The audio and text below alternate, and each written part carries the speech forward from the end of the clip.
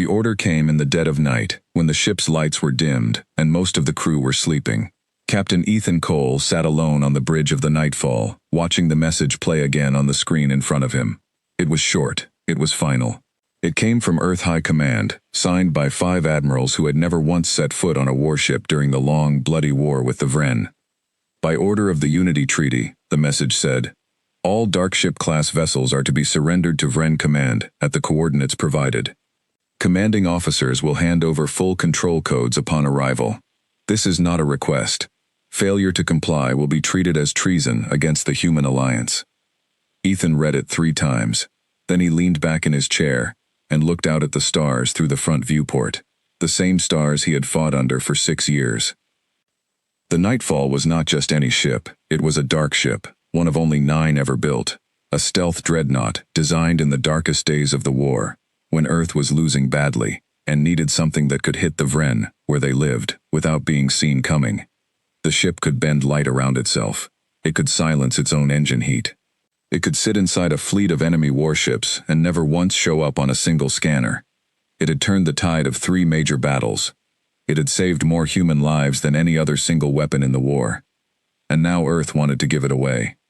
Ethan understood the politics, even if he hated them. The war had gone on for 11 years. Both sides were exhausted. The Vren Empire, a species of tall, gray-skinned warriors with 4 eyes and a temper for cruelty, had finally agreed to stop the fighting, but only if humanity handed over its most dangerous weapons, as a sign of good faith. The treaty called it disarmament. Ethan called it something else. He called it surrender dressed up in nice words. He thought about Meridian. Meridian had been a small farming colony on the edge of human space, home to about 40,000 people, most of them families, who had left Earth to build something new and quiet. Ethan had grown up there. His mother had grown wheat on the open plains. His father had taught school in the little town near the river. Ethan had a sister there too, and a niece he had never met in person, only through old video messages sent across the stars. 4 years ago, the Vren fleet had come to Meridian. There had been no warning, no declaration, no reason given even after the fact. Vren warships had dropped out of hyperspace above the colony and opened fire on the surface without a single attempt to communicate. In 11 minutes, Meridian was gone. Not conquered, not occupied, gone. The Vren had not even bothered to take prisoners. Ethan had been 3 systems away when it happened, commanding a supply escort, useless and far from home. By the time any human ship reached Meridian, there was nothing left to save. He remembered standing on the bridge of his old ship, staring at sensor readings that showed no life signs anywhere on a world that used to hold 40,000 people, including his mother, his father, and his sister. He had asked for a transfer to a combat vessel the next day. 2 years later, he was given command of the Nightfall, and he had spent every mission since, making sure the Vren paid for what they had done, one battle at a time. In the years since, Ethan had learned to live with a strange kind of quiet grief, the kind that never fully went away, but simply learned to sit still inside him while he worked. He did not talk about Meridian often. He did not need to. Every person who served under him for more than a few months eventually learned the story, usually not from him directly, but from the old service record that followed him from ship to ship, and from the small dedication carved into a wall near the Nightfall's stern, a wall Ethan had insisted on the day construction of the ship finished. He remembered the day High Command first offered him the Nightfall. He had been recovering from a minor injury sustained during a raid on a Vren supply convoy, sitting in a cramped medical bay on a cruiser called the Ansel Grey, when a liaison officer arrived with the offer. A brand new class of ship, the officer had explained, built around experimental stealth technology, developed in secret research stations far from the front lines. A ship capable of striking deep into enemy territory without ever being detected. They needed a captain willing to take enormous risks, someone with nothing left to lose and everything left to give. Ethan had said yes before the officer even finished the sentence. The 2 years that followed had not been easy. The Nightfall's systems were unproven, temperamental in ways that cost the ship 2 crew members during early training exercises, before the stealth field's power requirements were fully understood. Ethan had personally overseen dozens of drills, pushing his crew and his ship harder than regulations technically allowed, because he understood something that High Command, safe in their offices, did not seem to grasp. Somewhere out there, more colonies like Meridian were waiting for a warning that would never come unless someone built something powerful enough to strike back first. By the time the Nightfall saw its first real combat, Ethan had assembled a crew that trusted him completely, not because he demanded it, but because he had earned it, one hard decision at a time. And now Earth wanted him to hand his ship over to the very people who had murdered his family. The bridge door opened, and his executive officer walked in. Naomi Reyes was a sharp, quiet woman who had served with Ethan since before the ship was even finished being built. She had lost people in the war too, though she rarely spoke about it. She looked at the screen, then at Ethan's face, and she seemed to understand everything without a single word being said. "You saw it," she said. "I saw it," Ethan answered. "The whole fleet got the same order. Every Darkship captain. High Command wants us all handing over control codes within 72 hours. Naomi crossed her arms. "There's already talk on the other ships. Some crews are angry. A few captains are saying they'll follow orders no matter what. Nobody knows what the rest will do." Ethan didn't answer right away. He kept staring at the message on the screen, at the cold official language that reduced 11 years of war and millions of dead humans down to a simple list of terms. Number 4 on that list was the one that hurt the worst. Under Section 4, the treaty required Earth to formally apologize for what it called provocations that had supposedly caused the war in the first place. As if humanity had somehow started it. As if Meridian had provoked its own destruction. "Naomi," Ethan said slowly, "do you know why the Vren agreed to stop fighting?" "Because we were finally starting to win," she said. "Because the dark ships changed the balance, and they couldn't match us ship for ship anymore." "That's right. We were winning. And instead of pushing forward, Earth panicked and signed a treaty that gives away our biggest advantage." He shook his head. "They're not doing this because it's right. They're doing it because they're scared the war will start again, and they think giving the Vren our best ships will buy us peace." "You think it won't?" "I think handing a wolf your last knife doesn't make him your friend. It just means next time he bites, you have nothing left to fight back with." Naomi was quiet for a long moment.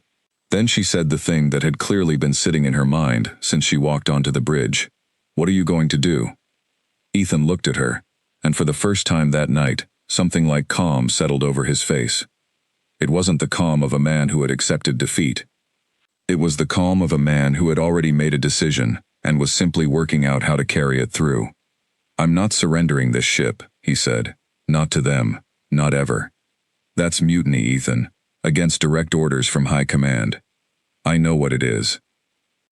They'll call you a traitor. They'll hunt you with everything they've got. I know that too." Naomi studied him for a long moment, and Ethan could see her weighing every possible argument in her head, every reason to talk him out of it, every reason it might get them all killed, or worse. But he could also see something else in her eyes.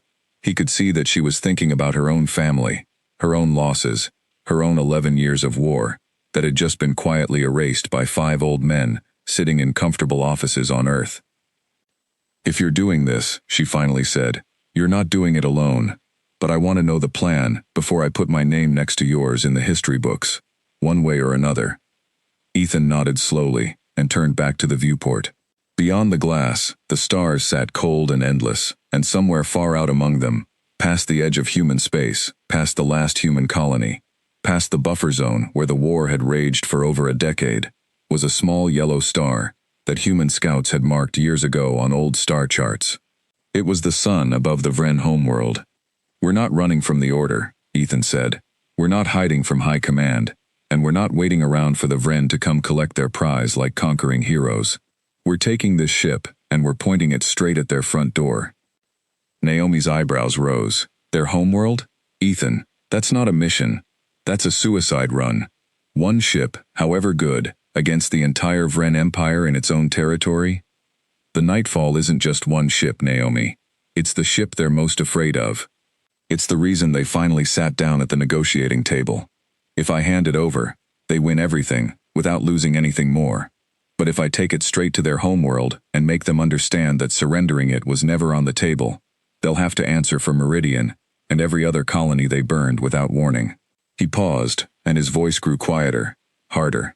"I'm done playing defense for people who never once had to bury their own family in an empty field because there wasn't even a body left to bury. For a long moment, neither of them spoke. The hum of the ship's systems filled the silence, steady and constant, the same sound Ethan had heard every day for years, the sound of a machine, built for exactly this kind of moment. "The crew," Naomi finally said. "You can't ask them to follow you into something like this without telling them the truth.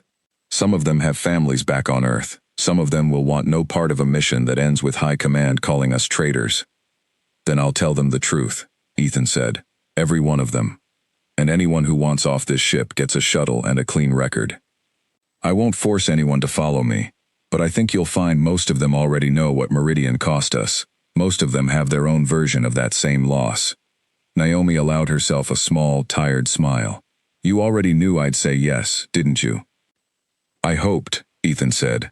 "I didn't know." She turned to leave, then paused at the door. "How long before High Command realizes we're not at the surrender point?" 72 hours until the deadline. After that, they'll assume the worst. Before that, we need to be deep enough into contested space that turning back isn't an option, even if some of the crew changes their mind. He stood up from his chair, feeling the old, familiar weight of command settle onto his shoulders, heavier now than it had ever been before. "Call an all-hands briefing in 1 hour. I want every officer and every crew chief in the main hall. It's time they knew where we're really going." Naomi nodded and left the bridge, and Ethan was alone again with the stars and the silent hum of the greatest weapon Earth had ever built, waiting for its captain to decide what kind of legend it would become. 1 hour later, the main hall of the Nightfall was packed with nearly every crew member not currently on essential duty. 240 men and women stood shoulder to shoulder, some in uniform, some pulled straight from their bunks, all of them murmuring quietly among themselves, wondering why their captain had called such an unusual meeting so late at night. Ethan walked to the front of the hall and waited for the murmuring to die down. He looked out over the faces of the people who had served with him through some of the worst battles of the war. He saw Chief Engineer Priya Anand, who had lost her husband when the Vren hit a research station 3 years earlier. He saw young weapons officer Marcus Webb, barely 22 years old, who had joined the fleet after Vren raiders destroyed the mining colony, where his whole extended family had lived. He saw dozens of others, each one carrying their own private grief, each one having chosen to keep fighting, long after most people would have given up. "I received an order tonight," Ethan began, his voice carrying easily across the silent hall. "High Command wants us to surrender the Nightfall to the Vren as part of the new peace treaty. They want us to hand over the ship that has kept us alive through 6 years of the worst fighting this war has seen, and they want us to do it within 72 hours. A wave of low, angry muttering swept through the crowd. "I'm not going to do that," Ethan continued. "I'm not going to hand this ship, or any of you, over to the people who murdered Meridian, or Halden's Reach, or the Cassius outposts, or any of the dozens of colonies the Vren destroyed without warning and without mercy. I'm not going to pretend that a piece of paper signed by frightened old men on Earth erases what happened to our families." He paused, letting the words settle. "Instead, I'm taking this ship toward the Vren homeworld, not to surrender, not to attack blindly, but to make them understand, once and for all, that humanity will not simply hand over its strength and bow its head. I intend to force the Vren Empire to answer for what it did, on our terms, not theirs." The hall was dead silent now. Every eye in the room was fixed on him. "I know what I'm asking," Ethan said. "This is not an order. Following me on this mission means becoming a traitor in the eyes of Earth High Command. It means every one of us could be branded a criminal, hunted by our own fleet as well as the enemy. Anyone who does not want to be part of this can take a shuttle at first light, with my thanks and no judgment, and return to Earth space with a clean record. I mean that." For a long moment, nobody moved. Then, from somewhere near the back of the hall, Marcus Webb raised his hand. "Captain," the young weapons officer said, his voice a little unsteady, but growing stronger with every word. "My whole family died, because the Vren decided our lives didn't matter enough to even give a warning. I didn't join this fleet to watch Earth apologize to them for existing." "I'm with you." One by one, other voices rose to join his. Priya Anand stepped forward, saying she had built half the ship's stealth systems with her own hands, and she would be damned if they were handed over as a gift to the people who killed her husband. Naomi Reyes stood beside Ethan, arms crossed, already having made her choice hours earlier. Slowly, across the entire hall, hands began to rise, voices began to layer over one another, until it became clear that almost the entire crew stood ready to follow their captain into whatever came next. Only a handful of crew members remained silent, and Ethan respected every one of them. He met their eyes individually, nodded, and told them quietly that a shuttle would be ready whenever they wanted it, no questions asked. After the hall began to empty, Ethan stayed behind a while longer, speaking quietly with small groups of crew members who wanted a moment alone with him before returning to their posts. An older maintenance tech named Rosa Delgado stopped him near the door, her eyes wet but her voice steady. "My son was stationed at Halden's Reach," she said. "He was 19. I never got a body to bury either, Captain, not even ashes." She reached out and gripped his forearm briefly. "You do what you have to do out there. Don't you dare come back and tell me it wasn't worth trying." "I won't," Ethan promised her. Not everyone who stayed behind did so with a clear heart. A young supply officer named Tomas Reyes Vidal, no relation to Naomi, lingered near the back of the hall long after most others had left, clearly wrestling with something. Ethan noticed him and walked over. "Something on your mind, Ensign?" "I'm staying," Tomas said quickly, as if he needed to say it before he could change his mind. "Not because I don't believe in what you're doing, sir. I do. It's just, my little brother is still on Earth. If this goes wrong, if High Command decides to make an example out of everyone connected to this ship, he could be the one who pays for it. I can't risk that. I'm sorry." "Don't be," Ethan said, and he meant it. "You're not betraying anyone by choosing to protect your brother. That's exactly the kind of thing this whole mission is about in the end. Making sure fewer people have to bury someone they love." Tomas nodded, relief and guilt both plain on his young face, and Ethan clasped his shoulder before letting him go to prepare for the morning shuttle. By the time the meeting ended, the Nightfall had a course laid in that no Earth admiral would ever have approved. Ethan stood alone on the bridge once more, watching the navigation display update with new coordinates. A long, curving path that would take them deep past the edge of explored space, through the old battle lines, and finally toward a small yellow star that human scouts had once glimpsed and marked simply as Vren Prime. Behind him, the ship's systems powered up one by one, engines humming to life, the stealth field generators cycling through their long dormant startup sequence for the first time in months. The Nightfall was waking up, preparing itself for the longest and most dangerous journey of its existence. Before leaving the bridge that night, Ethan sent one last private message to Earth, addressed to no one in particular at High Command, simply logged into the official record so that history would show he had not vanished quietly or without explanation. In it, he wrote only a few lines, that he took full responsibility for every decision that followed, that his crew had chosen freely to stand with him, and that he hoped one day Earth would understand that some debts could not be settled by simply looking away and hoping the enemy would forget. He did not expect anyone to forgive him for it. He only wanted the truth on record, in his own words, before anyone else got the chance to write it for him. Ethan placed his hand against the cool metal of the command console and looked out at the stars ahead. "Let's go remind them why they were afraid of us," he said quietly, to no one but himself and the ship that had become the last, best hope of everyone who had ever lost someone to the Vren. The Nightfall turned away from the surrender coordinates, away from Earth, away from the safe and quiet path that High Command had ordered. It turned instead toward the deep black of unexplored space, toward the heart of enemy territory, toward a homeworld that had never once in its long history seen a human ship approach its shores. Behind them, unseen and unheard, the 72-hour countdown to the surrender deadline had already begun ticking away, and somewhere on Earth, 5 admirals were about to discover that their most dangerous weapon had just decided to write its own orders. 26 hours after the Nightfall changed course, the first message from Earth High Command arrived, sharp and furious, demanding to know why the ship had not reported to the surrender coordinates on schedule. Ethan let Naomi draft the reply. It was short and polite, and told High Command absolutely nothing useful, which was exactly the point. By the time a second, angrier message arrived 12 hours later, the Nightfall had already slipped past the edge of monitored space and vanished into the stealth field that made it nearly impossible to track.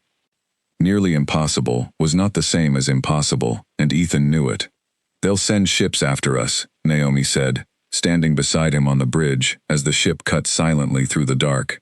"Probably already have. High Command won't just let a Darkship walk away without a fight. They'll send the fastest ships they have, Ethan agreed. Interceptors, maybe a cruiser or two. Nothing that can catch us once we're in stealth, but they'll try anyway, because they have to be seen trying. It looks bad for them if they just let us go. And if they catch us before we clear the buffer zone? Ethan didn't answer right away. The buffer zone was the strip of empty space between human territory and Vren territory, an old no-man's land carved out by years of fighting, patrolled by both sides but claimed by neither. Once the nightfall crossed fully into it, Earth ships would have to make a choice: follow into contested space and risk restarting the war themselves, or turn back and let the nightfall go. They won't follow us past the buffer zone, Ethan said finally. Whatever else is true about High Command, they're not stupid enough to send Earth warships into Vren territory, right after signing a peace treaty. That would hand the Vren every excuse they need to break the treaty and blame us for it. We just need to survive until we're across the line. That survival turned out to be harder than expected. 18 hours later, a formation of 3 Earth interceptor ships appeared on long-range sensors, moving fast on a direct intercept course. Someone on Earth had guessed the Nightfall's heading with uncomfortable accuracy. "Captain, they're broadcasting on all channels," said Communications Officer Delia Okonkwo, a calm young woman who had served on the bridge since the ship's first mission. "It's Admiral Reyna Voss. She's demanding we cut engines and prepare to be boarded." Ethan felt something tighten in his chest. Admiral Voss had been one of the officers who trained him 15 years earlier, back when he was a wide-eyed cadet who still believed the war would be short and simple. She had also been one of the 5 signatures on the surrender order. "Patch her through," Ethan said. Voss's face appeared on the main screen, older than Ethan remembered, lines of exhaustion carved deep around her eyes. Behind her stern expression, Ethan thought he could see something almost like sadness. "Ethan Cole," she said, "you have exactly 1 chance to turn this ship around before I'm forced to report you as an active mutineer to every fleet in human space. Cut your engines, hand over command to your executive officer, and return to Earth space immediately." "With respect, Admiral," Ethan said, "I won't be doing that." Voss's jaw tightened. "You understand what you're doing. You're throwing away everything, Ethan. Your career, your record, every honor you've earned. You'll be a wanted man for the rest of your life." "I understand exactly what I'm doing," Ethan replied. "I'm refusing to hand the most powerful weapon Earth has ever built to the same people who murdered 40,000 civilians on Meridian without warning. I'm refusing to let 5 old men trade our strength for a piece of paper the Vren will tear up the moment it's convenient for them. That piece of paper is the only thing standing between billions of people and another 11 years of war," Voss snapped. "Do you think you're the only one who lost someone? I buried my own brother during the Cassius campaign. But sometimes peace means swallowing something bitter, Ethan. Sometimes it means letting go of the fight even when every part of you wants to keep swinging." "Then swallow it," Ethan said quietly. "I won't. Not this time.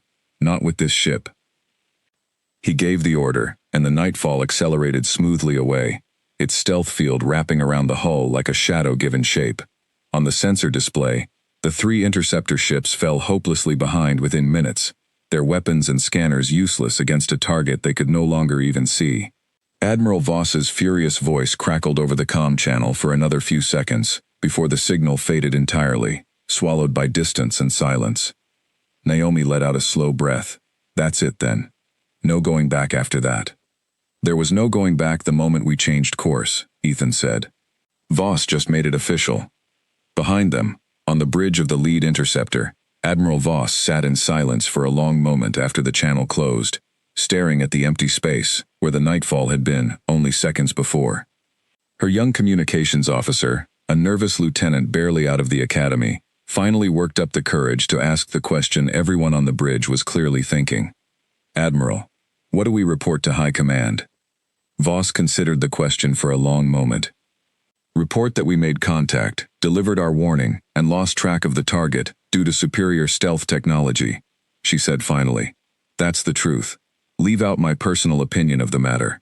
"And your personal opinion, Admiral?" Voss allowed herself the smallest, most private of smiles, one she made certain nobody else aboard the bridge could see clearly. My personal opinion is that Captain Cole was always the kind of officer who did exactly what he said he would do, whether anyone approved or not. I trained him that way myself, years ago, before either of us understood what kind of war we were about to fight. I suppose I shouldn't be surprised he's still that way now. She straightened in her chair, her expression returning to its usual stern discipline. Take us home, Lieutenant. There's nothing more we can do out here. The days that followed fell into a strange, tense rhythm. The nightfall moved deeper into the buffer zone, running silent and dark, its crew working in careful shifts to keep the stealth systems at full strength while conserving power for the long journey still ahead. Ethan spent much of his time in the small officer's mess, going over old intelligence reports about Vren Prime, trying to build a picture of what they would find when they finally arrived. The reports were frustratingly thin. Human scouts had only ever glimpsed the outer edges of the Vren home system from a great distance, always retreating before getting close enough to gather real detail. What little was known suggested a heavily fortified system, with at least 2 full battle fleets stationed in permanent orbit around the homeworld itself, along with a network of automated defense platforms scattered through the outer planets. It's not going to be easy getting close, Naomi said one evening, looking over the same reports with him. Even with the stealth field, 2 full fleets plus automated defenses is a lot to slip past. The stealth field has never failed us, Ethan said, not once in 6 years. There's a first time for everything. Ethan didn't argue the point, mostly because he knew she was right to worry. Instead, he asked Priya Anand, the chief engineer, to run a full diagnostic on every stealth system aboard the ship, checking for any weakness that might show up under the kind of sustained pressure they were about to face. Priya reported back 2 days later that the systems were in excellent condition, better even than the day the ship had first launched, thanks to years of careful maintenance and a few clever upgrades she had made herself during quiet periods of the war. It was during one of these quiet stretches, deep in the empty dark of the buffer zone, that the Nightfall encountered its first real test. Long-range sensors picked up a small Vren patrol group, just 2 light cruisers moving on a routine sweep of the buffer zone's edge. Under normal circumstances, the Nightfall would have simply avoided them entirely, sliding past unseen and unheard. But one of the cruisers was moving on a course that would bring it uncomfortably close enough that even the stealth field's protection began to feel uncertain. Recommend we alter course, Naomi said, watching the plot carefully. Give them a wider berth. Agreed, Ethan said. Helm, adjust heading 2 degrees to starboard. Reduce speed by 10%. Let's give ourselves more room. The adjustment worked, mostly. The Nightfall slipped past the 2 Vren cruisers with nearly 400 kilometers of clearance, well within the safe range of the stealth field. But as the ships passed, one of the cruisers unexpectedly changed its patrol pattern, turning slightly toward the Nightfall's new heading, as though something had caught its attention. They can't have seen us, Priya said quickly, checking her readouts. Stealth field integrity is at 98%. There's no way. Maybe not seen, Ethan said, watching the cruiser's movement carefully. But something spooked them. Helm, kill all non-essential power. Let's go completely dark. The crew worked quickly and quietly, shutting down every system aboard the Nightfall that wasn't absolutely essential to keeping the stealth field active. For several long minutes, the ship drifted in near total silence, its crew barely breathing, as the Vren cruiser continued its slow, searching turn. Then, gradually, the cruiser straightened out and returned to its original patrol course, apparently satisfied that whatever had caught its sensors a moment earlier was nothing more than a stray reading or a passing bit of debris. The Nightfall drifted on, unseen, and slowly, the crew allowed themselves to breathe again. That was close, Naomi said quietly, once the Vren cruisers had faded well behind them on the sensor plot. Too close, Ethan agreed. We need to be more careful from here on. The stealth field is good, but it's not magic. The deeper we go into their territory, the more eyes we'll have to slip past. That night, unable to sleep, Ethan found himself walking the quiet corridors of the ship, past the crew quarters where most of his people were resting, past the engine room, where a small night shift kept watch over the humming reactor core. He ended up, as he often did during difficult stretches of any mission, in the small memorial room near the ship's stern. The Nightfall carried a memorial wall, a simple stretch of dark metal etched with the names of every crew member who had died during the ship's 6 years of service.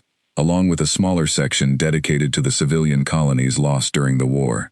Ethan stood in front of the section marked Meridian, running his fingers slowly over the names etched there. His mother's name, his father's name, his sister's name, names he had added himself, in the quiet weeks after the colony's destruction, when the ship was still new, and the crew still didn't fully understand the man who commanded it. You still don't know if this is right, do you? Ethan turned to find Naomi standing in the doorway, her arms crossed, watching him, with the kind of quiet understanding that came from years of serving alongside someone. I know it's right, Ethan said. I just don't know if it's wise. There's a difference. Voss thinks you're throwing away everything for revenge. Maybe she's partly right. Ethan looked back at the names on the wall. But it's not only revenge, Naomi. If we hand this ship over and go quietly back to Earth, we're telling the Vren something important. We're telling them that no matter what they do to us, no matter how many colonies they burn without warning, all they ever have to do is wait us out, and eventually we'll fold and hand them our strength on a silver platter. I won't let that be the lesson they learn from this war. Naomi was quiet for a moment. Then she said, There's something else you should probably see. Communications intercepted a message about 6 hours ago, buried deep in some old Vren command traffic. Priya's team has been quietly decoding since we crossed into their monitored channels. It's not much, but it might explain a few things about why the Vren wanted this treaty so badly, all of a sudden. She led him back to the bridge, where Priya Anand was waiting with a data slate, looking troubled in a way Ethan hadn't seen from her before. It's fragmented, Priya explained, and our translation software isn't perfect with Vren command dialects, but here's what we've pieced together. There's some kind of internal conflict happening on Vren Prime right now. Multiple references to something called the Kaldrath faction, arguing against the current Vren leadership about how the war was handled. Multiple references to the destruction of what they call soft towns. It sounds almost like there's disagreement inside the Vren Empire itself about whether attacking places like Meridian was ever a good idea. Ethan frowned, studying the fragmented translation on the slate. You're saying not all the Vren wanted this.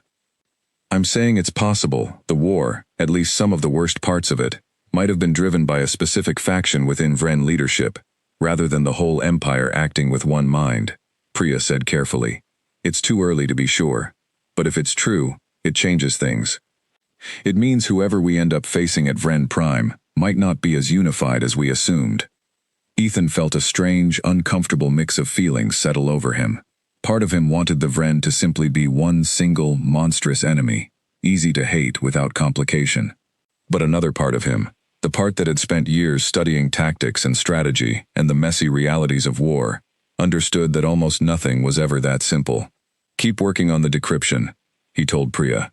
I want to know everything we can learn about this Kaldrath faction before we reach Vren Prime. If there's a crack in their leadership, we need to understand it before we decide how to use it.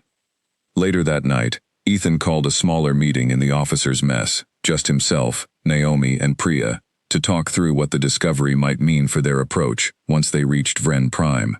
The three of them sat around a narrow metal table, a pot of strong, bitter coffee between them, the kind the ship's small galley reserved for long nights when sleep wasn't an option. If there really is a faction pushing this war independently of the wider Vren government, Priya said, turning her data slate over in her hands, it raises an uncomfortable question. What if the treaty itself, the surrender order, all of it, was something this faction wanted specifically to protect itself? Not the whole empire trying to make peace, just one group, trying to cover its tracks, before anyone found out what it had really done. That would explain why the terms were so one-sided, Naomi said slowly. Why they wanted the Darkships handed over so badly, and so fast, before Earth could even ask hard questions about why the war escalated the way it did in the first place. Ethan turned the coffee cup slowly in his hands, watching the dark liquid swirl. If that's true, then handing over this ship wouldn't have brought peace at all.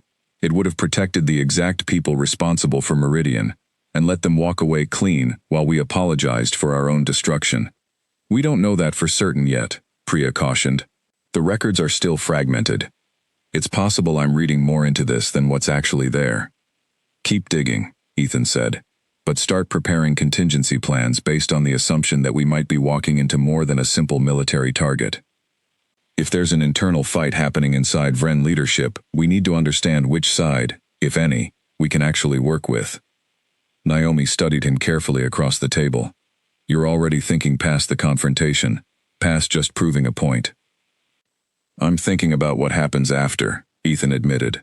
Proving we could reach their homeworld undetected accomplishes something, but it doesn't bring Meridian back, and it doesn't guarantee this never happens to another colony somewhere down the line.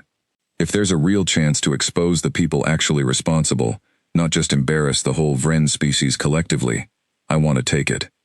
Priya nodded slowly and gathered her things to return to the decryption work waiting for her. Naomi lingered a moment longer, studying Ethan's face. Does this change anything? She asked quietly. What we're doing? Ethan thought about it for a long moment, looking out at the dark stretch of space ahead of them, the buffer zone slowly giving way to the true edge of Vren territory. No, he said finally. Whatever's happening inside their leadership, Meridian still happened. The colonies still burned. Someone still has to answer for that. But maybe, he added, more quietly, maybe, it means there's a difference between the people who gave those orders and the ordinary Vren who had no say in it at all. That's worth remembering when we get there. 3 more days passed as the nightfall pressed deeper into Vren territory, slipping past patrol routes and automated sensor buoys with careful, practiced precision. The crew grew more confident with each successful evasion, though the tension never fully faded. Every member of the ship understood, in the quiet corners of their mind, that they were sailing further and further from any hope of rescue or retreat, deeper into the heart of enemy space, with only their stealth field and their captain's resolve standing between them and disaster. On the 4th day, long-range sensors finally picked up the first unmistakable signs of the Vren home system, a cluster of bright energy signatures far ahead, the telltale glow of a major shipyard, and beyond it, faint but growing clearer with every passing hour, the soft yellow light of Vren Prime's home star. Ethan stood on the bridge, watching the readings slowly resolve into clearer detail, and felt the old, familiar tightness in his chest that came before every major battle of his career.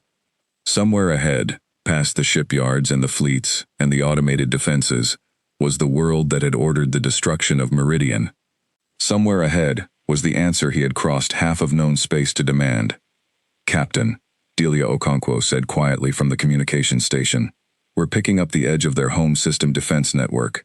If our projections are right, we'll have visual confirmation of Vren Prime itself within about 18 hours. Ethan nodded slowly, his eyes fixed on the distant glow of that yellow star. Then let's make sure we're ready, he said. Full crew briefing in 1 hour. It's time we started planning exactly how a single human ship is going to make an entire empire listen. As the crew dispersed to prepare, Naomi lingered beside him a moment longer at the viewport, both of them watching the distant star grow slowly brighter with each passing minute. Whatever happens from here, she said quietly, I want you to know the crew doesn't regret following you. Not one of them, not even now, staring down the whole Vren Empire. Ask me again after we've actually looked that empire in the eye, Ethan said, though there was no real doubt in his voice, only the steady calm of a man who had already made peace with whatever price the mission might demand of him. For now, let's just make sure we're ready. He turned from the viewport and walked toward the briefing room, the weight of 6 years of war, 1 destroyed colony, and every name etched into the memorial wall behind him, settling once more onto his shoulders as the nightfall carried them steadily closer to the reckoning he had crossed half of known space to demand. Behind him, the nightfall continued its silent approach, unseen and unheard, carrying its crew and its captain's unbroken resolve steadily closer to the heart of the empire that had taken so much from all of them. 18 hours later, Vren Prime came into view. It hung against the black of space like a pale gray stone, wrapped in thin bands of white cloud, its surface marked with the dark shapes of massive cities that stretched across nearly every continent.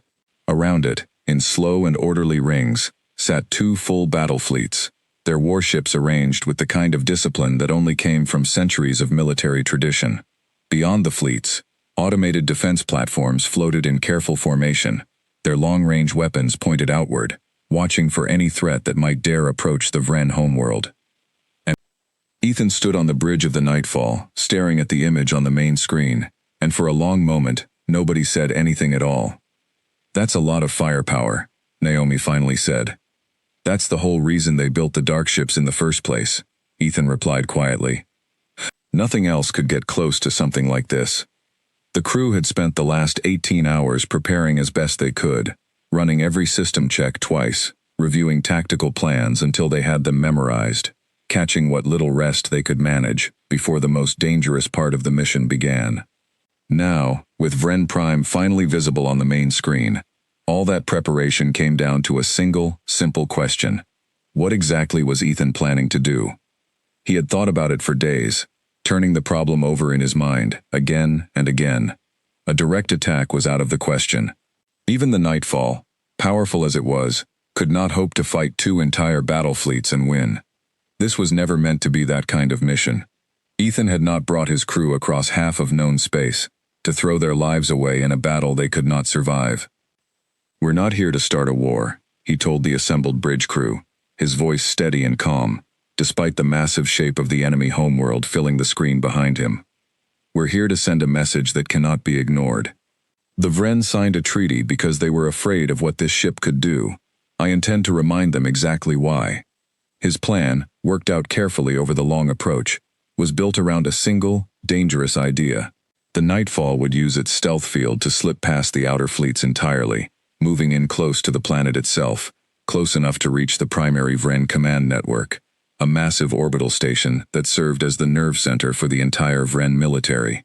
From there, using a specialized data package built by Priya Anand's engineering team, they would broadcast a direct message to every channel in the Vren home system at once, a message that could not be blocked, hidden, or explained away by Vren leadership.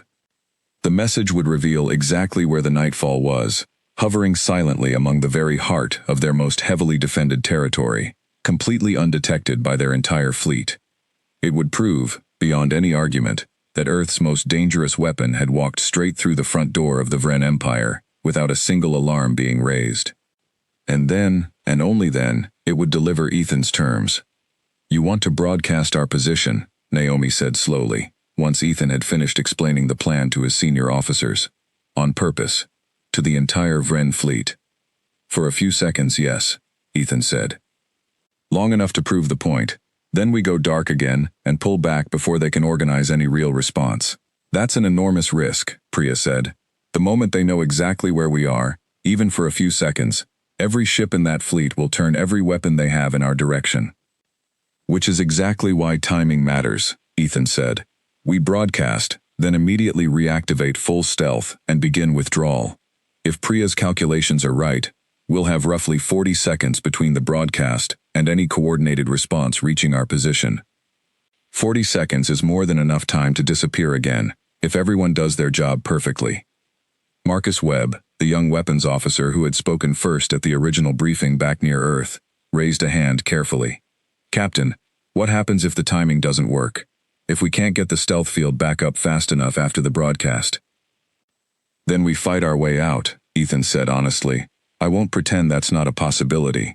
The Nightfall carries enough firepower to survive a short, sharp engagement even against superior numbers, especially with the advantage of surprise and superior technology on our side. But I want to be clear with every one of you. This plan is built on the assumption that we do this exactly right, the first time, with no room for hesitation once the order is given. And if some of us think the risk is too great?" Priya asked, not challenging him exactly, but making sure the question was asked plainly, in front of everyone, rather than left to fester quietly among the crew. "Then you tell me now," Ethan said. "I'd rather hear doubts on the bridge than discover them in the middle of the operation. This isn't the moment for blind obedience. Every person on this ship has earned the right to speak plainly before we commit to something this dangerous." For a long moment, nobody spoke. Then Naomi broke the silence, her voice steady and sure. "I think it's the only way to make this mission mean something more than just an act of defiance. We came here to force accountability, not just to prove a point and run home. I'm with the plan." One by one, the rest of the senior officers nodded their agreement, and the bridge fell quiet as the officers considered the plan. It was bold. It was dangerous.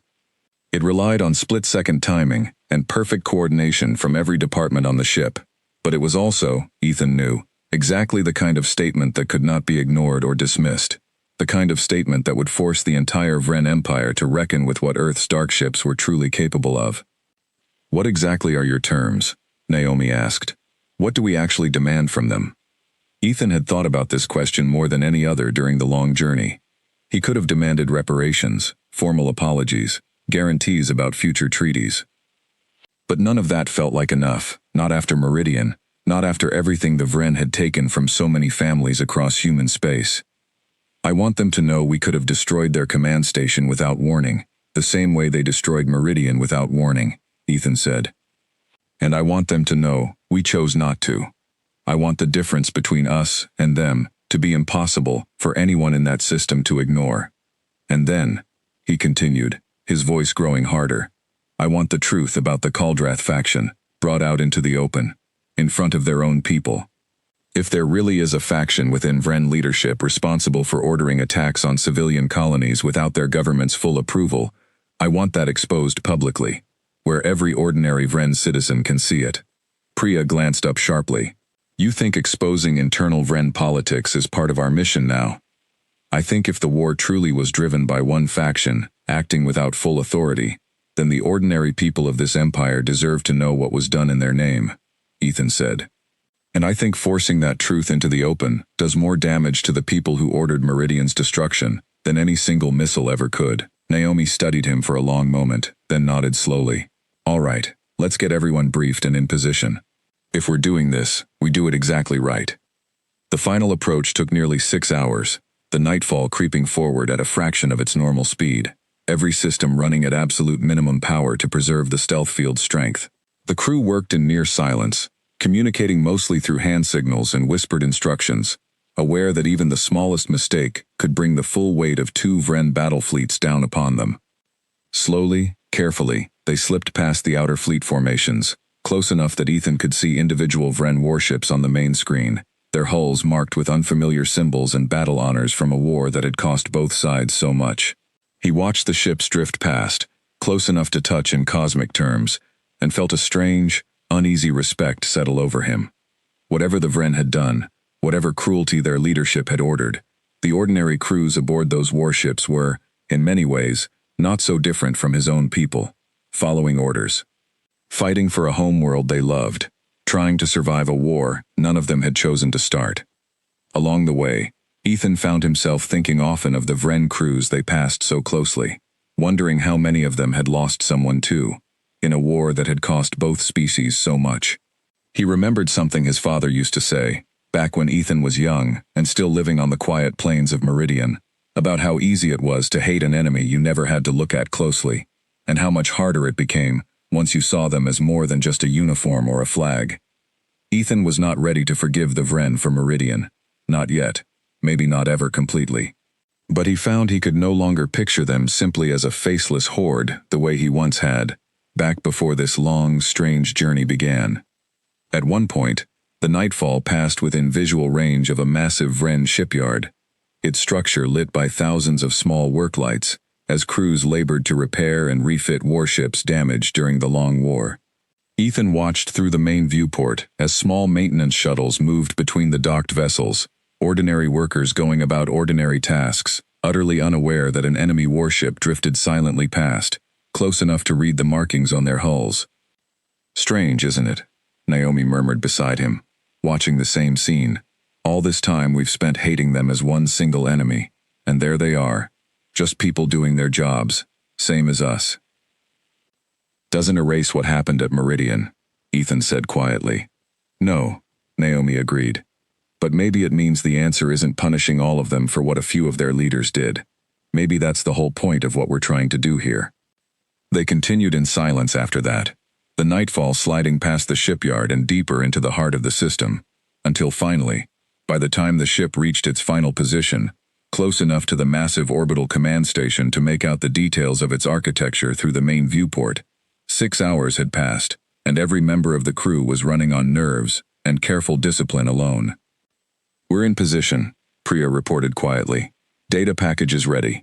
Broadcast will hit every military and civilian channel in the home system simultaneously, the moment you give the order. Ethan looked at the command station floating before them, a massive structure bristling with sensor arrays and communication relays, the beating heart of the entire Vren military network. Beyond it, the pale gray surface of Vren Prime turned slowly in the light of its yellow sun, utterly unaware of the human ship hovering silently in its own backyard. "Naomi," Ethan said quietly, "final systems check. I want to know we're ready to move the instant the broadcast finishes." "Helm confirms full readiness," Naomi reported. "Engineering confirms stealth field at 99% capacity, ready for immediate reactivation. We're as ready as we'll ever be, Captain." Ethan took a slow breath, feeling the weight of everything that had brought them to this moment settle over him one final time. Meridian, Halden's Reach, the Cassius outposts, every colony destroyed without warning, every family broken apart by a war that had never given them any say in how it started or how it would end. "Send it," he said. Priya's fingers moved across her console, and for a single tense moment, nothing seemed to happen at all. Then, across every channel monitored by the Nightfall's sensors, alarms began to erupt throughout the Vren command station and the fleets beyond it. Lights flared across dozens of Vren warships as their crews scrambled to respond to an impossible signal, a broadcast originating from a position their sensors insisted was completely empty space, mere kilometers from their most secure command facility. On the main screen, Ethan watched the recorded message play out exactly as his crew had prepared it, translated carefully into the primary Vren command dialect by software Priya's team had refined over the long journey. The message showed a simple image of the Nightfall's bridge, Ethan standing at its center, his voice calm and measured, as he delivered words that would soon be heard by every ship in the Vren home fleet, and, if their calculations were correct, broadcast automatically to news networks across the entire planet below. "People of the Vren Empire," the message began. "This is Captain Ethan Cole, of the human warship Nightfall. For the past 6 hours, this ship has traveled through the very heart of your home system, past 2 entire battle fleets, and your most advanced defense network, completely undetected. We are close enough now to reach your primary command station without a single one of your ships knowing we were ever here. We could have ended this war today, in this moment, with a single strike. We chose not to." The message continued, laying out clearly and calmly everything the Nightfall's crew had discussed and prepared: the destruction of Meridian, the demand for accountability, the pointed reference to the Kaldrath faction, and the internal Vren conflict over how the war had truly been fought. Ethan watched the faces of his crew as the message played, saw the quiet pride and grim determination in their expressions, and felt, for the first time since receiving the surrender order, that they were finally doing something that mattered. 40 seconds. That was all the time they had, before the coordinated response began. "Reactivate full stealth field," Ethan ordered, the moment the broadcast finished. "Helm, begin withdrawal sequence, best possible speed." The ship shuddered slightly as the stealth field surged back to full power, and the Nightfall began its careful retreat from the heart of the Vren home system. On the sensor display, Ethan watched dozens of Vren warships scrambling into defensive formations, their weapon systems activating, their sensor arrays sweeping frantically across the space where the Nightfall had been only moments before. "They've lost us," Naomi confirmed, watching the readings carefully. "Full stealth engaged, no active locks detected. We're clear." Ethan allowed himself a small, tired breath of relief, but he knew the mission was far from over. The message had been sent. The proof had been delivered. But now came the harder part, waiting to see how the Vren Empire, and its own people, would respond to the truth that had just been forced into the open. It took less than 4 hours for the first response to come, not from Vren Military Command, but from an unexpected source entirely. "Captain," Delia Okonkwo said, her voice tight with surprise, "we're picking up an encrypted transmission, originating from somewhere on Vren Prime's surface itself. It's not military encryption. It's something else entirely, and it's addressed directly to us, by name." Ethan frowned, moving quickly to the communications station. "Play it." The message that followed was rough, clearly translated in haste by whoever had sent it, the words halting and imperfect but carrying an unmistakable urgency. "Captain Cole," the message began, "my name is Sareth Van. I am a member of the Vren Civilian Assembly, and I represent a growing number of our people who have long suspected the truth you revealed today. The Kaldrath faction has controlled much of our military command for over a decade, operating with far more independence than our government has ever publicly admitted. Your broadcast has already caused chaos within our command structure. Assembly members are demanding immediate answers about the true origin of the attack on your colony, Meridian. I do not know what your intentions are, Captain, but I believe there are many among my people who never wanted this war, and who never knew the true cost of what was done in our name." The message paused, and Ethan felt his crew's eyes turning toward him, waiting to see how he would respond to this sudden, unexpected voice from within the very empire they had come to confront. "There is little time," the message continued. "Kaldrath loyalists within the fleet are already organizing a search pattern based on your last known position. If you remain in this system much longer, they will find you eventually, stealth field or not. But if what you truly want is accountability, Captain, I believe there may be a path forward that does not require more bloodshed. I ask only for the chance to speak with you directly, ship to ship, before your fleet or mine forces a battle that neither of our peoples truly wants." The message ended, leaving the bridge in tense, thoughtful silence. "It could be a trap," Naomi said quietly. "A way to draw us out of hiding, get an exact position." "It could be," Ethan agreed. "Or it could be exactly what she says it is, a crack in their leadership wide enough to change everything." He looked out at the pale gray shape of Vren Prime, turning slowly beyond the viewport, and thought once more of Meridian, of the names etched into the memorial wall deep within his own ship, of the long and painful road that had brought them all the way to this single, uncertain moment. "Delia," he said finally, "send a reply. Tell Assembly Member Van we're willing to talk, but tell her we'll be choosing the time and place, not her, and if this is a trap, it will be the last mistake the Kaldrath faction ever makes." Naomi waited until the reply had gone out before speaking again, her voice lower now, meant only for Ethan. "If she's telling the truth, this could end the war on terms neither of us thought were possible 3 weeks ago. If she's lying, we could be walking straight into the very trap Kaldrath's people have been hoping we'd fall for since the moment our broadcast reached them." "I know," Ethan said. "But we didn't come all this way to turn back the moment things got complicated. We came to force the truth into the open, whatever shape that truth turns out to take. If there's even a chance Van is genuine, we owe it to everyone back home, and to every Vren citizen who never asked for this war, to find out." Naomi nodded slowly, and together they watched the pale shape of Vren Prime continue its slow turn beyond the viewport, waiting to see what answer, if any, would come back from the surface below. As the reply went out, quiet and careful across the vast distance separating the nightfall from the surface below, Ethan felt the shape of the mission shifting beneath him, from a simple act of defiance into something far larger and far more dangerous, a question of whether an entire war built on lies and hidden agendas could finally be brought crashing down into the light. The hours before the meeting passed slowly aboard the Nightfall, the crew moving through their preparations with the quiet, careful focus of people who understood exactly how much could go wrong. Priya's team ran the specialized personal stealth equipment through repeated tests, adjusting the field generators until they were satisfied the devices would hold steady, even under close observation. Naomi spent much of the time reviewing tactical maps of the moon Ethan had selected, memorizing every ridge and depression that might offer cover if the meeting turned into an ambush. Ethan spent part of that time in his quarters, alone, reading back through the fragmented intelligence reports Priya's team had assembled about the Kaldrath faction, trying to understand exactly what kind of man he might be dealing with if Van's warnings proved accurate. What he found painted a portrait of a career officer who had risen through Vren ranks with a reputation for absolute results, regardless of cost. A man whose early campaigns against smaller alien species along the Empire's borders had earned him both promotion and quiet criticism from those uncomfortable with his methods.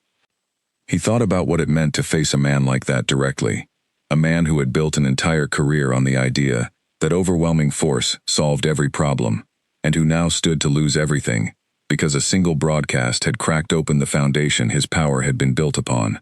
Men like that, Ethan knew from long experience fighting a war built on similar reasoning, rarely surrendered quietly once cornered. The meeting was arranged for 18 hours later, at a location Ethan chose himself, a quiet, uninhabited moon on the far edge of the Vren home system, far from any major fleet patrol routes. Sareth Van would arrive alone, in a small unarmed shuttle, broadcasting her identity openly the entire way. The Nightfall would remain hidden nearby, watching, ready to act at the first sign of betrayal. Ethan stood in the ship's small conference room, watching the shuttle's approach on a secondary screen, while Naomi and a handful of armed security officers waited nearby, tense and ready. Priya Anand monitored every possible frequency for signs of a hidden fleet lying in ambush, but the readings stayed clean, hour after hour, all the way until the shuttle finally settled onto the barren gray surface of the moon. No other ships detected within scanning range, Priya confirmed. If this is a trap, they're being very patient about springing it. Or it isn't a trap at all, Ethan said quietly. He made the final approach himself, taking a small stealth shuttle down to the moon's surface, alongside Naomi and 2 security officers, while the Nightfall remained in orbit, cloaked and watchful. When the airlock finally opened, Ethan found himself face to face, for the first time in his life, with a member of the species that had haunted his nightmares for 6 years. Sareth Van was tall, taller than Ethan by nearly a full head, with gray skin that seemed to shift subtly in the low light, and 4 dark eyes that studied him with an intensity that made his skin prickle. She wore simple civilian clothing rather than military uniform, and when she spoke, her voice carried the same halting, careful quality as her recorded message, the sound of someone working hard to communicate across a gap far wider than simple language. "Captain Cole," she said. "Thank you for agreeing to meet." "Assembly Member Van," Ethan replied, keeping his voice carefully neutral. "You have a great deal to explain." Van inclined her head slightly, a gesture Ethan chose to interpret as something close to a nod. "I understand your anger, Captain. I have spent the last 20 hours reviewing records that have been kept hidden from our own civilian assembly for years. What I have found confirms much of what your broadcast suggested, and worse." She produced a small data device and offered it to Ethan directly. "This contains military records recovered by assembly investigators in the hours since your broadcast. Records the Kaldrath faction believed were sealed permanently. They detail orders issued directly by Fleet Marshal Draeth Kaldrath himself, ordering attacks on multiple human civilian colonies, including the one you call Meridian, without authorization from our full military command or our civilian government." Ethan took the device carefully, feeling a cold, hard weight settle in his stomach. "You're telling me one man ordered the destruction of Meridian? One man, and the small circle of loyal officers who carried out his orders without question," Van said. "Marshal Kaldrath has spent over a decade building influence within our fleet command, convincing many officers that total, uncompromising victory was the only acceptable outcome of this war. He believed that destroying civilian targets without warning would break your people's will to fight faster than a purely military campaign ever could. He was wrong, Captain. Your people fought harder, not less, and eventually built weapons capable of humiliating our entire fleet in your own territory." "The Darkships," Ethan said quietly. "The Darkships," Van agreed. "Marshal Kaldrath pushed hardest for the treaty that would strip you of them. Not because he wanted peace, Captain, but because he feared what would happen if your people ever brought that same weapon here, to answer for what was done to Meridian, and so many other colonies. It seems his fear was justified." Naomi, standing quietly beside Ethan, finally spoke. "If this is true, why hasn't your government already dealt with him? Why let him keep his command for years, knowing what he's done?" Van's expression, as much as Ethan could read it on an unfamiliar alien face, seemed to carry genuine weariness. "Fear, mostly. Kaldrath commands enormous loyalty within our military. Removing him without absolute proof, publicly available proof, would have risked open conflict within our own fleet, perhaps even civil war. Your broadcast, Captain, changed everything. It forced information into the open that our assembly could no longer ignore or explain away. Kaldrath knows this, which is why," she added, her voice growing more urgent, "I must warn you that he is not simply waiting for your ship to be found through normal patrol routes any longer." Ethan felt his instincts sharpen. "What do you mean?" "Marshal Kaldrath has ordered a full mobilization of every fleet unit still personally loyal to him, official assembly authorization or not. He intends to hunt your ship down and destroy it before the truth of Meridian can be fully confirmed to the wider public, and before our assembly can strip him of his command. If he succeeds in destroying the Nightfall, he will claim it as proof that Earth sent an assassin ship to attack our homeworld, and he will use that claim to seize even greater control over our military in the chaos that follows." The conference room fell silent as the implications settled over everyone present. Ethan looked at the data device in his hand, then back at Van's 4 dark, unreadable eyes. How much time do we have? Not much, Van admitted. I estimate Kaldrath's loyalist forces will begin an active search pattern within the next 12 hours, focused on this outer region of the system, where our meeting is taking place. He does not know the exact location of your ship, but he suspects, correctly, that you would not have withdrawn far after your broadcast. Then we need to move quickly, Ethan said. What do you need from us, Van? You clearly didn't arrange this meeting simply to deliver a warning. Van hesitated for the first time since the meeting began. I need proof, Captain. Real, undeniable proof that can be broadcast to our entire population, not just fragments and stolen records that Kaldrath supporters can dismiss as fabrications. I need something that will remove any doubt about what he has done, delivered in a way that cannot be hidden or explained away, even by a man with his influence. Ethan studied her carefully. Why do you care so much about this, Van?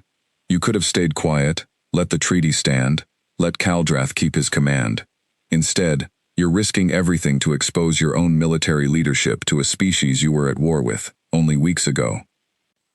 Van was quiet for a moment, her 4 eyes drifting briefly toward the small viewport at the edge of the conference room, where the gray shape of the moon's surface stretched out beneath the shuttle. I had a brother, she said finally, who served under Kaldrath's early command. Many years ago, during one of the border campaigns he built his reputation on. He came home from that campaign a different person, Captain. Quiet, in a way he had never been before. He never told our family exactly what he had seen, or done, under Kaldrath's orders. He took his own life 2 years later. My family was told it was an unrelated illness. It took me a decade to learn otherwise. She turned back to face Ethan directly. I have spent years since then trying to understand how a man like Kaldrath could rise so high, and stay there so long, protected by fear and old loyalties. Your broadcast gave me the first real opportunity in all that time to do something about it. Naomi, standing quietly beside Ethan, exchanged a brief glance with him, both of them understanding a little better now exactly what drove the tall alien woman standing before them. And you think I can provide that? I think your ship already proved it can go anywhere in our home system undetected, Van said. I believe if you were willing to help me reach Kaldrath's private command facility, a location deep within our homeworld's northern continent, we could recover direct evidence, his own personal orders, his own voice authorizing the destruction of Meridian, evidence so clear that even his most loyal supporters could not deny it. Ethan exchanged a long look with Naomi, both of them understanding immediately the enormous risk being proposed. Infiltrating a heavily defended ground facility deep within enemy territory was an entirely different kind of danger than slipping past orbital fleets in the vacuum of space. You're asking us to invade your own homeworld, Naomi said carefully. I am asking you to help me expose the truth before Kaldrath can bury it, and possibly bury both our peoples along with it, in a war neither of us can afford to fight again, Van said. I understand the risk I am asking you to take, Captain. I would not ask it if I believed there was any other way. Ethan thought of Meridian, of the names on the memorial wall, of everything that had brought the nightfall across half of known space to this exact moment. He thought of the choice in front of him now, to withdraw quietly, satisfied with having exposed a truth that might slowly, eventually reach the Vren public on its own, or to push forward one final time, into the most dangerous part of the mission yet, in pursuit of proof, undeniable enough to truly end the lie at its source. We'll help you, he said finally, but we do this on my terms, with my crew's safety as the first priority. If it becomes clear the mission cannot succeed without unacceptable losses, we withdraw immediately, evidence or not. Van inclined her head again. Agreed, Captain, and thank you. The infiltration plan came together quickly over the following hours, built around the Nightfall's stealth capabilities, and Van's detailed knowledge of Kaldrath's private facility. The Marshal's command center sat deep within a mountain range on the northern continent, heavily defended but designed primarily to repel a large-scale military assault rather than a small, undetectable infiltration team. Ethan selected a small team for the ground portion of the mission, himself, Naomi, and 2 of his most experienced security officers, Corporal James Okafor and Specialist Lin Zhao, both veterans of several dangerous boarding actions during the war. Van would guide them from the surface, using her assembly credentials to help bypass certain checkpoints along the way, while Priya Anand and the Nightfall's remaining crew maintained the stealth field and stood ready for immediate extraction. They descended to the surface under cover of a violent northern storm that Van assured them would provide excellent cover for their approach. The small stealth shuttle set down in a narrow valley several kilometers from Caldrath's facility, and from there, the team moved on foot through freezing wind and driving rain, following Van's careful guidance across terrain she clearly knew well. This facility was built during the early years of the war, Van explained quietly as they moved, her voice carrying easily, even through the howling wind. Officially, it serves as a secondary command post for Northern Fleet operations. Unofficially, Marshal Caldrath has used it as his personal headquarters for over a decade, keeping many of his most sensitive records here, rather than in official military archives, where assembly oversight might eventually find them. They reached the facility's outer perimeter just before dawn, a tall fence line marked with automated sensor towers spaced at careful intervals. Van led them to a maintenance access point, known only to a small circle of trusted assembly investigators, and within minutes, the team had slipped past the outer defenses entirely undetected. As they moved through the outer grounds of the facility, Corporal Okafor paused near a small courtyard, where a handful of off-duty Vren soldiers sat together, sharing a meal, despite the freezing wind, laughing quietly at something one of them had said. Okafor watched them for a moment through the driving rain, and Ethan saw something shift in his expression, a flicker of the same uneasy recognition Naomi had spoken of earlier, aboard the ship. "They look like any group of soldiers anywhere," Okafor murmured, keeping his voice low. "Off-duty, tired, just trying to get through a cold night." "Keep moving, Corporal," Ethan said gently, though he understood exactly what Okafor was feeling. "We're not here for them. Let's make sure it stays that way." They pressed on, and the interior of the facility proved more heavily guarded than the outer grounds, with armed Vren soldiers stationed at regular intervals along its corridors. Ethan's team moved carefully, relying on the Nightfall's specialized stealth equipment, technology originally designed for shipboard use but adapted by Priya's engineering team for personal use during the long journey to Vren Prime. The equipment wrapped each team member in a localized version of the ship's light-bending field, enough to slip past most patrols undetected, though not enough to guarantee safety if they were caught in direct line of sight at close range. "Records vault should be just ahead," Van whispered, guiding them through a final checkpoint using her assembly credentials to bypass a security scanner. Marshal Caldrath keeps his most sensitive files in a secured server room on the lower level, heavily encrypted but accessible to assembly-level clearance in emergency situations. They reached the vault without incident, and Van's credentials, combined with the emergency authority she carried as a member of the civilian assembly, granted them access to the heavily secured server room within. Inside, rows of data servers hummed quietly in the dim light, containing what Van believed to be years of Marshal Caldrath's most carefully hidden orders and communications. "This will take time to search properly," Van said, moving quickly to the primary terminal. "I need several minutes to locate the specific records we need." It was in that tense, quiet stretch of searching that everything went wrong. Alarms erupted throughout the facility, sudden and deafening, red emergency lighting flooding every corridor. Ethan's earpiece crackled with Priya's urgent voice from the Nightfall, still hidden in orbit above.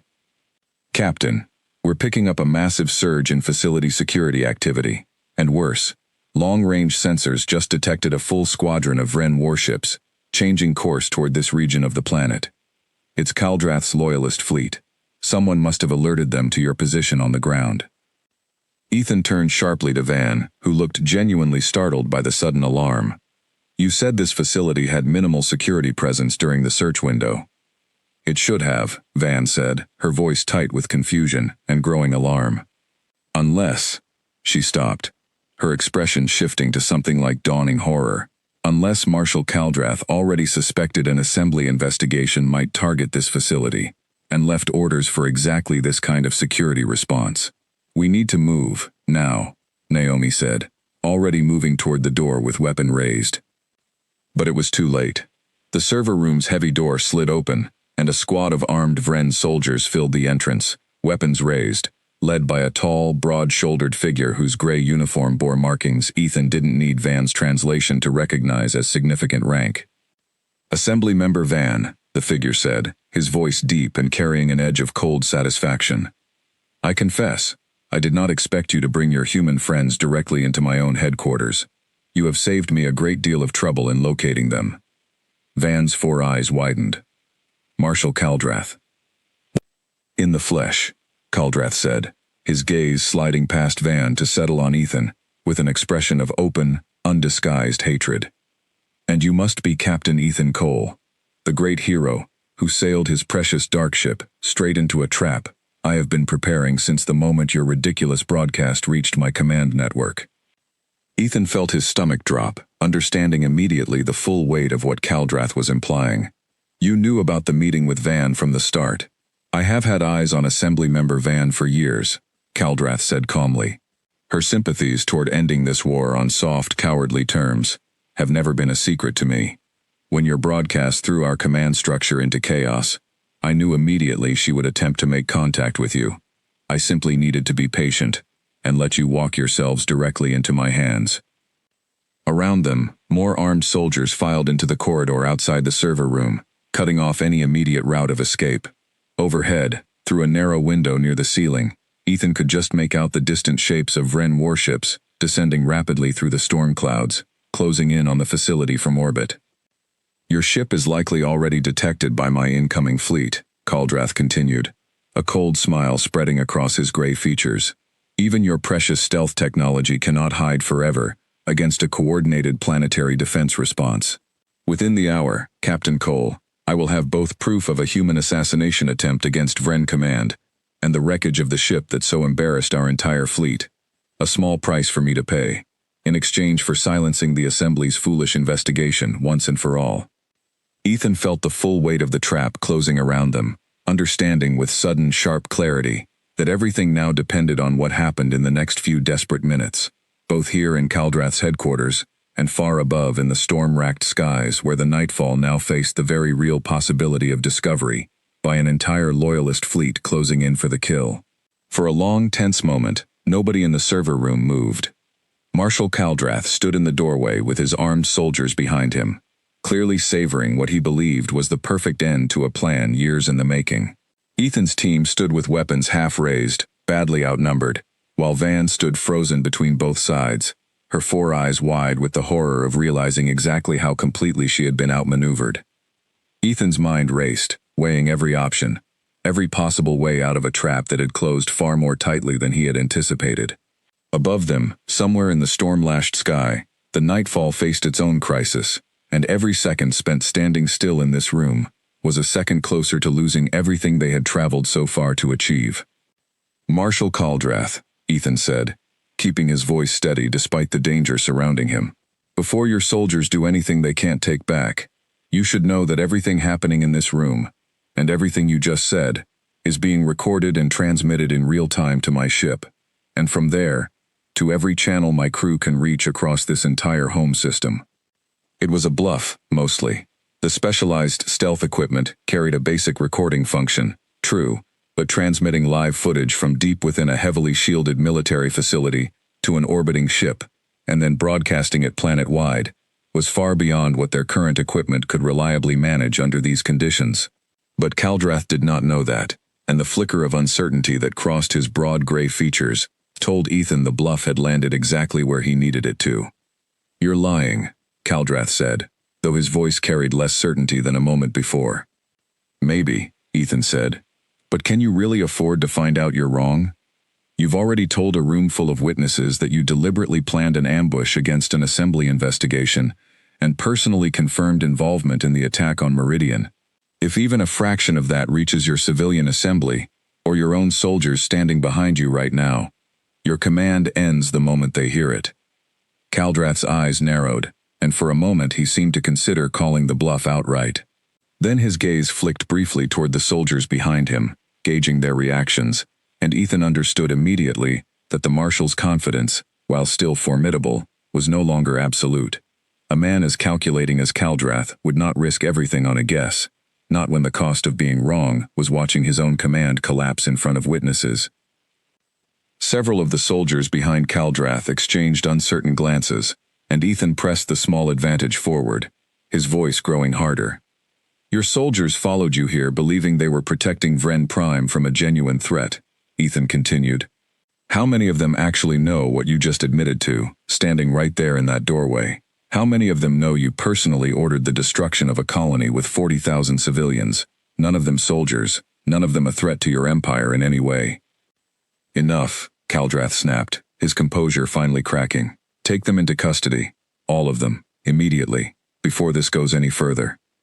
But the soldiers hesitated, just for a moment, just long enough for Ethan to see the doubt taking hold. It was Van, finally breaking free of her shock, who seized the opening with a sharp, clear voice that carried real authority, despite everything happening around her. Soldiers of the fleet, she said, straightening to her full height. I am Sareth Van, Assembly Investigator, with full civilian oversight authority. I have in my possession direct evidence, recovered from this very facility, confirming Marshal Kaldrath's unauthorized orders, regarding the attack on the human colony known as Meridian. I am formally invoking emergency assembly authority to relieve Marshal Kaldrath of his command, effective immediately, pending full investigation. For a long moment, nobody moved. Then, slowly, one of the soldiers standing directly behind Kaldrath lowered his weapon, his 4 eyes fixed uncertainly on his commanding officer. Marshal, the soldier said carefully, is what she says true? Did you order the destruction of a civilian colony without full command authorization? Kaldrath's jaw tightened, and for a moment, Ethan thought he might simply order the soldiers to open fire regardless of the growing doubt among them. But something in the marshal's expression shifted, the cold confidence draining away into something closer to desperation.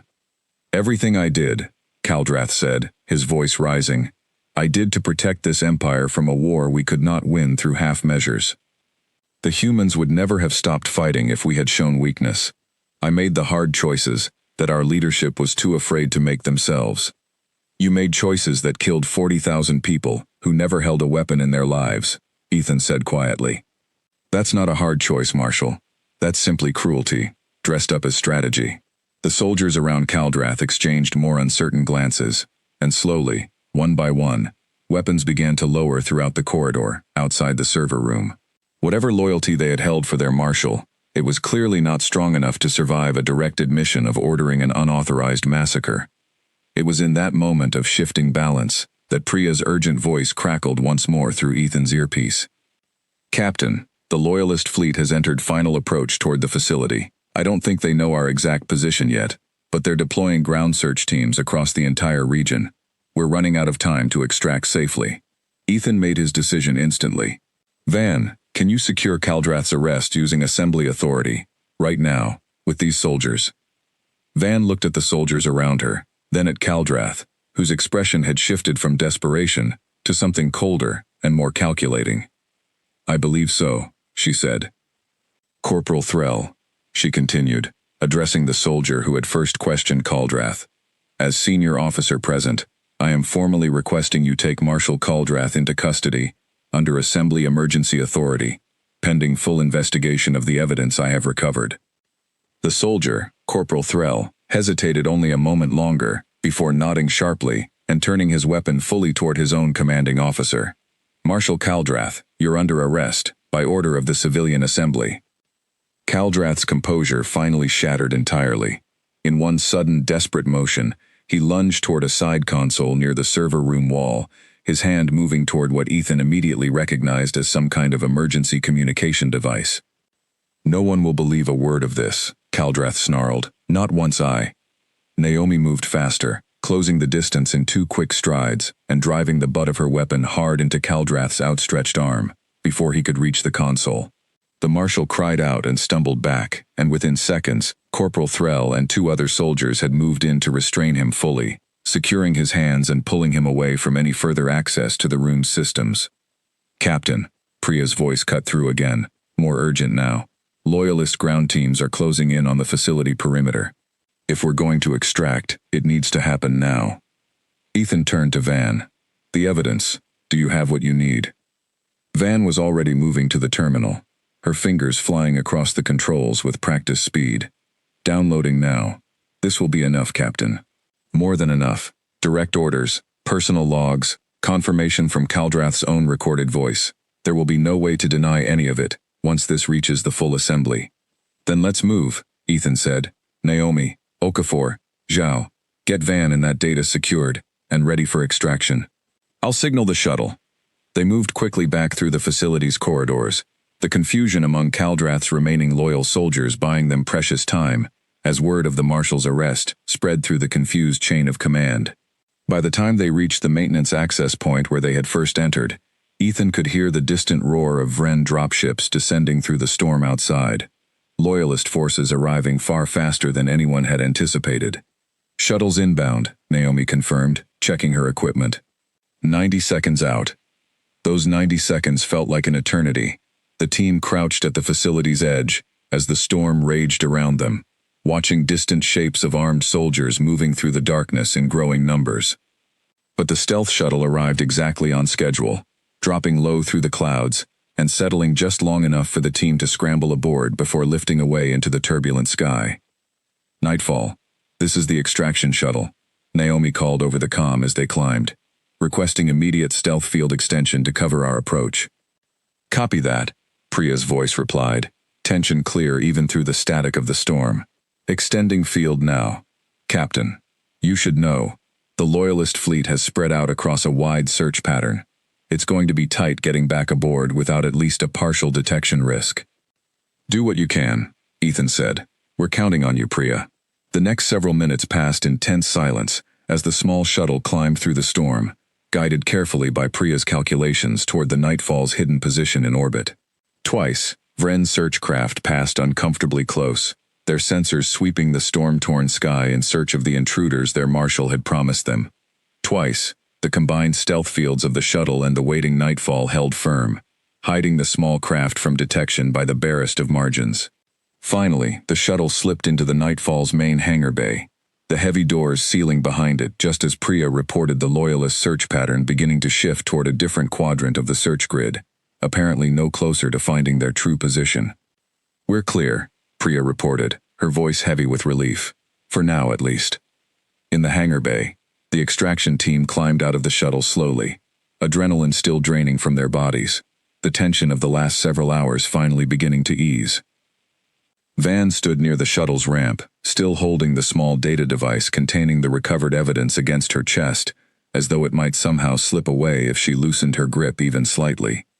Are you all right? Naomi asked her, noticing the alien woman's hands trembling slightly. I have spent 10 years believing I would never see this day, Van said quietly. I did not expect it to feel quite like this, when it finally arrived. She looked up at the team around her, at Ethan standing nearby, and something like genuine gratitude crossed her unfamiliar features. Thank you, Captain. Whatever else happens now, you have given my people the chance to know the truth, and to decide for ourselves what kind of empire we want to become because of it. That choice was always going to be yours to make, Ethan said. We just made sure you had the truth in hand when you made it. Below them, Corporal Okafor and Specialist Zhao began securing their equipment, the quiet routine of after-action procedure, settling the last of the tension from the mission. Ethan found himself watching Okafor carefully, remembering the moment on the ground when the young corporal had paused near the courtyard of resting soldiers. You did well down there, Ethan told him. All of you. Thank you, sir, Okafor said. Then, quieter. For what it's worth, Captain, I keep thinking about those soldiers we passed. I'm glad none of them got hurt tonight because of us. So am I, Ethan said simply, and meant it completely. The following hours passed in a strange, uneasy calm as the Nightfall withdrew carefully from the immediate vicinity of Vren Prime, moving deeper into the outer edges of the home system, while Van worked with Priya's team to prepare the recovered evidence for broadcast. Ethan spent much of that time in the ship's small conference room with Van, going over the details of what would happen once the evidence was finally released. The Assembly will have no choice but to act once this reaches them, Van explained. Kaldrath's own recorded orders, confirming his role in the attack on Meridian, along with clear evidence that he acted without authorization from either military command or the civilian government. It will end his career, and likely the careers of every officer who knowingly carried out his orders. And the treaty? Ethan asked.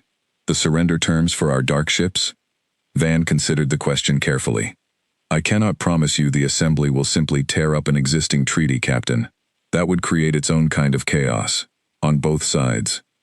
But I believe once the truth about Kaldrath's role in this war becomes fully known, there will be enormous pressure to renegotiate the harshest terms, especially anything requiring you to surrender ships that clearly still hold significant strategic value.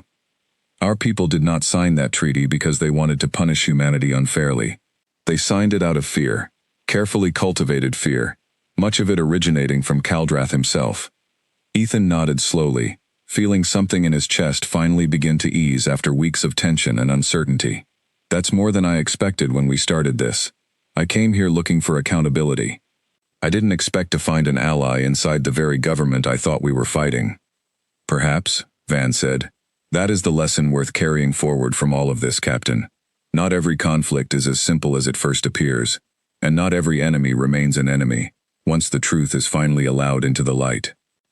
3 days later, the evidence was released simultaneously, across every major communication channel on Vren Prime, timed carefully by Van and her allies within the civilian assembly, to prevent any possibility of it being suppressed or explained away. Marshal Kaldrath's own recorded voice, confirming his unauthorized orders regarding Meridian and numerous other civilian colonies, spread across the entire homeworld within hours, sparking outrage and confusion among a population that had, for years, been told only carefully managed versions of the war's true events. The Vren civilian assembly moved quickly once the truth could no longer be denied, formally stripping Kaldrath of all rank and authority, and opening a full investigation into the extent of his faction's influence throughout the military command structure. Within a week, assembly representatives had reached out through careful diplomatic channels to Earth High Command, requesting a formal renegotiation of the treaty's harshest terms, including, most significantly, the demand that Earth surrender its remaining dark ships. Back on Earth, the news of Ethan's mission had already caused its own kind of chaos. Admiral Voss, once furious at what she considered an act of open mutiny, found herself in the strange position of defending Ethan's actions before a stunned high command, once it became clear exactly what his defiance had ultimately uncovered and accomplished. "You do understand," Voss said during a private video call several weeks later, her voice carrying a mixture of exasperation and something almost like pride, that by every technical measure, you're still guilty of mutiny. You disobeyed a direct order, took an armed warship into hostile territory without authorization, and very nearly started a war that could have ended far worse than it did. "I understand," Ethan said simply. "And you also single-handedly exposed a conspiracy that likely extended the war by years, forced a renegotiation of terms that would have crippled our military position for a generation, and probably saved thousands of future lives on both sides, by helping remove a faction responsible for some of the worst atrocities of the entire conflict." Voss paused, and something that might almost have been a smile crossed her tired features. "High Command has decided, after considerable debate, that a full pardon is in order, along with a formal commendation. Don't get used to it, Ethan. I doubt you'll ever hear me say something like this again." "I wasn't doing it for a commendation, Admiral." "I know," Voss said quietly. "That's exactly why you're getting one." Months later, the renegotiated treaty was signed, its harshest and most one-sided terms replaced with something closer to genuine, mutual accountability. Earth kept its dark ships, the Vren Empire, under a reformed civilian assembly with far greater oversight of its military command, began the slow, difficult work of rebuilding trust with a species it had once dismissed as a temporary obstacle to conquest. Ethan stood once more in the Nightfall's small memorial room, running his fingers over the names etched into the dark metal wall, the same names he had visited so many times over the years. Meridian's names had not changed, and the grief he carried for his family had not disappeared, but something had shifted, quietly and permanently, in the weeks since the ship had turned away from its assigned surrender point and pointed itself toward an enemy homeworld instead. "You did what you set out to do," Naomi said, standing quietly in the doorway behind him, the same place she had stood on the night this entire journey had first begun. "We did," Ethan corrected gently. "Every single person on this ship made this happen. I just happened to be the one who refused to hand over the controls." Naomi allowed herself a small, genuine smile. "For what it's worth, Captain, I think Meridian would be proud of what you built out of everything that happened to it. Not just a warship, something that actually changed the shape of this entire war, in the end." Ethan looked back at the names on the wall one final time, then turned toward the viewport, where where the stars stretched out endless and quiet ahead of them, no longer marking the path toward a desperate, uncertain mission, but simply the open road home. "Set a course for Earth, Naomi," he said quietly. "I think it's finally time we went back." Naomi lingered a moment longer, before turning to carry out the order. "There's something else, Captain. Priya mentioned it earlier. Thought you'd want to know before we left orbit." Assembly member Van sent a final message through the diplomatic channel this morning. She's been appointed to a new oversight commission, the first of its kind, meant to make sure no single officer in the Vren fleet ever holds the kind of unchecked power Kaldrath built for himself again. "Good," Ethan said.